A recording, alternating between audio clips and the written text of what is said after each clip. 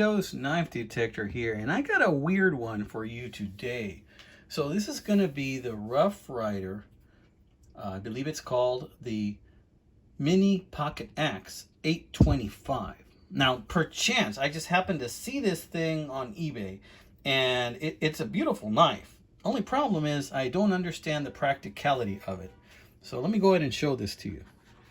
Comes with this nylon sheath. As you can see, this sheath has been around. So I'm not sure about the age of this knife, but I'm guessing it's maybe early 2000s or 90s, late 90s. But check that out. It's already got some roughage up here on the button, you know, but nobody's ever used this thing, or maybe used once, because this thing, the nylon strap, which is, I'm not a big fan because this is really thin, you know, it's never really been used. But check it out. It kind of looks like a handcuff case style nylon case. But look at this behemoth of a pocket axe. And this is supposed to be the mini pocket axe. Well, I guess if you compare it to a full size, it's about 5 inches long, I think. Let's see. Let's see. Uno, dos, tres, cuatro, cinco. Yeah, it's about 5 inches long in the closed position. So this is a behemoth of a knife. It's got a inlay shield right there. So let's take a look at that shield. Look at that. Rough Rider. And this is during the time of Rough Rider where they used an I instead of a Y. And look at this beautiful Gunstock bone cover. Look at that. Look at the beautiful Gunstock. I mean, this is just a lovely friggin' knife, you know? And I got lucky on the price on this knife. I'll tell you what. You know, I think I only paid about maybe 20 bucks for this knife.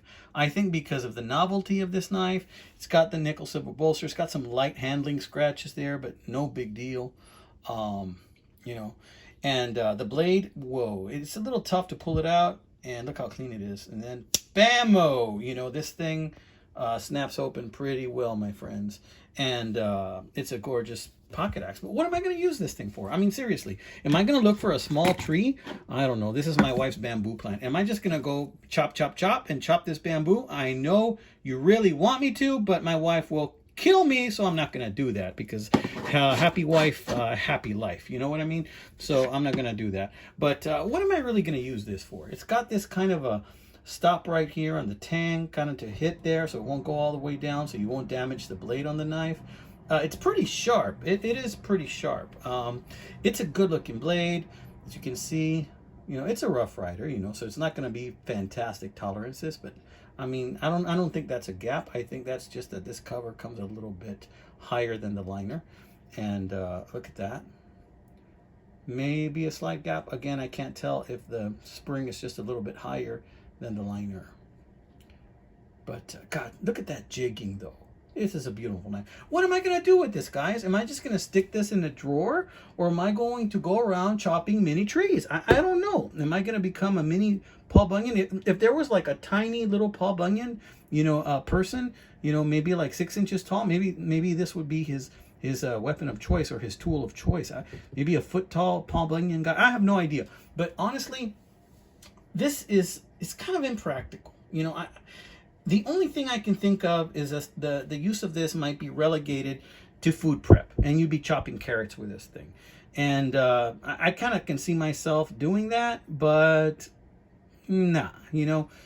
So I really like this knife, but I ask myself, am I ever really going to carry this mini axe pocket chopper? Probably not. It will probably sit in a drawer, and I will never carry this thing.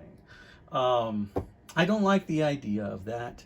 So I'm going to go ahead and open this up to any of my amigos that I know out there. You know, Tobias, you know, Mark Kaufman, you know, any of you guys. I will trade this knife for a Rough Rider Sunfish, a Marble Sunfish, Frost Sunfish, something not too expensive like that. I would trade this for like a Frost, a Rough Rider, or a Marble Sunfish. If anyone's interested, this knife is basically in new condition.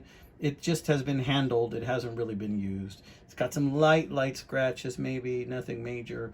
I'll trade it for a used Frost Sunfish, or a used Marble Sunfish, or a used Rough Rider Sunfish. You know, hit me up. You know, if you got something interesting to trade, you know, let's see what you got. You know, so want to trade and you like this thing? Well, here's the chance, my friend. So any traders out there, you're interested? You know, usually I trade with guys that have been subscribers to my channel for a while.